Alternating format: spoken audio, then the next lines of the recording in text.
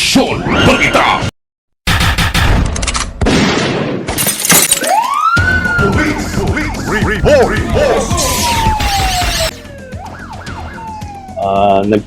Meron pong nag-walk-in sa atin, no, na victim. Actually, the other day lang po ito nagpunta sa atin, no. Then nag-conduct po tayo ng mga intelligence gathering and further investigation, which lead us doon sa nahuli natin na suspect ngayon, no.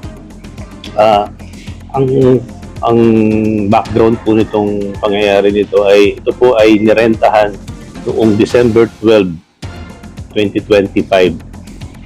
However, a day after pa lang, meron na silang nagawang bagong certificate of registration under dun sa name ng suspect. So, nung pagkakuha ng 12, ito po yung unang CR, then pagka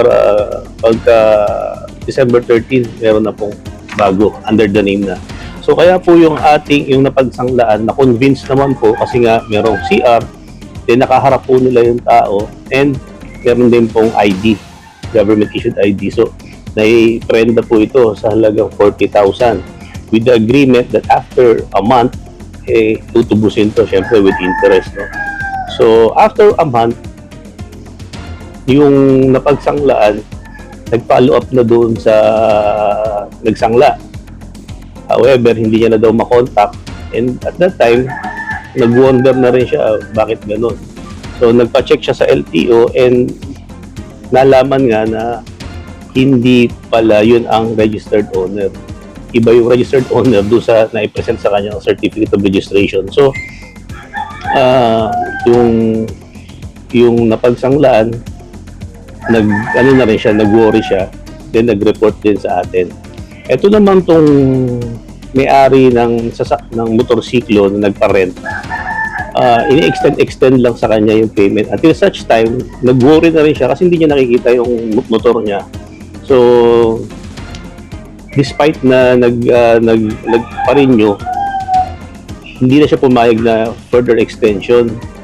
So, at that time, yun na, nag-abot-abot na sila sa amin dito hanggang sa na-locate na namin kung sino yung mga involved dito. So, ang mga involved dito, sabihin ko, first time namin ito kasi mga senior citizen ang involved, no? Although, we are digging up kung sino pa yung mga kasabwat dito kasi hindi sila marunong magmotor. So, meron din mga nag-drive ng motor nung after the renting, then sa pag-deliver doon sa nagsangla, and then yung nagpagawa nito. Okay, so alamin natin saan sila nagpapagawa para ma-unearth natin, and nawagan kami sa ating mga kababayan, no, na sana ilang beses na nga ito, no, napag-usapan natin kanina, ilang beses na ito ng mga paulit-ulit na pangyayari at nalulungkot kami, may nabibiktima pa tayo mga kababayan. Just the same, kami po ikiusap sa ating mga kababayan na every time may magsangla pa lang sa inyo, kahit nakapangalan doon sa may-ari, ipacheck nyo po. So, wala ho namang mawawala kung ipapacheck nyo. Libre naman ho yan. Dali nyo lang dito yung documents and then yung motorsiklo. Ngayon, kung ayaw pong ipadala dito, red flag na po yan, no? So, yun na lang po ang pakiusap namin na sana para hindi na po maulit yung mga ganitong mga rent, tangay, sangla, o rent, tangay, benta, modus, scheme. Sir, paano ba ang, kasi parang sabihin natin negosyo din ito, no? Yes. Yung mismong gumagawa nito, sir, how do they earn from this? Ano? Kasi kung hindi, they will earn definitely kasi yung sa pagsangla pa lang, nag-earn na sila doon. Na yung pag-receive nila ng 40,000 is nag-earn na sila doon.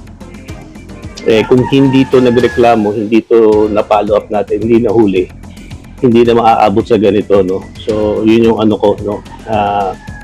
Naging wake up call to sa iba, no? Kasi hindi nila kagad ma-picture out kung paano sila nagbe-benefit ngayon. Pero kung hindi ko nag-complain tong may-ari ng motor at hindi rin nag-report yung napagsanglaan, malamang they can get away with the 40,000. Although maliit naman, no, sa iba, but sa mga simpleng tao, malaking bagay na po yung 40,000. Pero yung sir, kasi nagbibigay din sila doon sa nirentahan. Mm. Di ba? So, yung pera ba na yung... Kasi umiikot ho to, no? Napag-alaman namin, meron pang ibang motorsiklo na rent, no?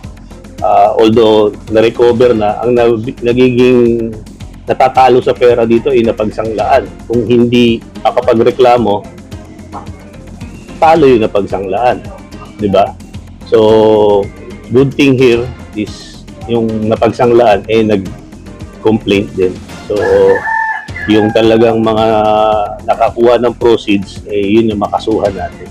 Anong mga responsibilities nito, sir? Yung meron dito makakasuhan ng estafa through falsification of public documents, no? And then meron din dito yung sa carnapping na aspect dahil sila mismo yung nagrenta. And then yung conspiracy nila dito, sino-sino yung mga nagtulong-tulong to attain a common goal na tinatawag, no? So, tingnan pa natin, mayroon tayong i-inquest and meron tayong for regular filing din.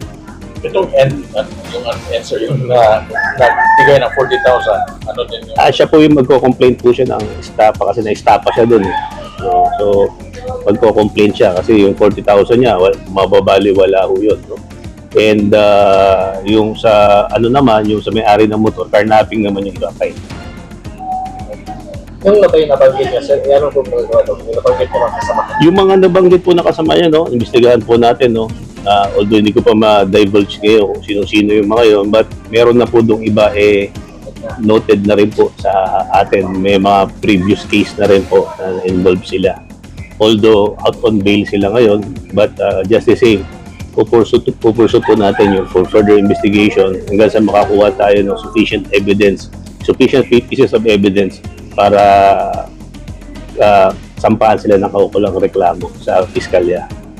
So even though with the presence of these personalities na dito, sir, hindi pa ito tapos itong kaso natin? Hindi pa po yan tapos, no? Kasi anuhin pa natin kung sino-sino talaga yung kasabwat nila. Kasi sabi ko nga, first time to, no, na ang mga involved dito, mga senior citizens. So I doubt talaga na sila lang.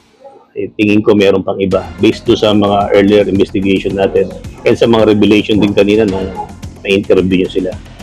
How serious itong sa falsification sa Ito serious po to, no? Kasi kung hayaan po natin to, yung mga nakaraan last year, kung naalala nyo, no, meron tayong mga sasakyan, yung isang Nissan Livina na nagawan din ng papel. The next day din, na isang Lion, around 400,000 I guess. Then meron pa pong iba na sunod-sunod. So alarming po yung ganito, no? So we will not stop hanggat makuha natin yung mga gumagawa nitong mga falsified certificate of registration. Sa safety car. So, Poproseso po yan, no? At temporarily pending the filing of the complaint through inquest, makukulong po muna. Hindi po dito sa Dumaguete Detention Center. Anyway, panawagan, sir, kasi parang paulit-ulit na lang ito. Yes, sir.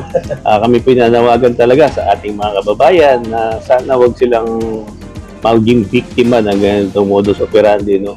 Pumunta po kayo kaagad dito sa impila ng Provincial Highway Patrol Team of Negros Oriental and ipacheck nyo po talaga yung mga documents. Pag ayaw, huwag nyo na kong tanggapin. Yung dawatin yung benta at saka yung pagsangla sa inyo.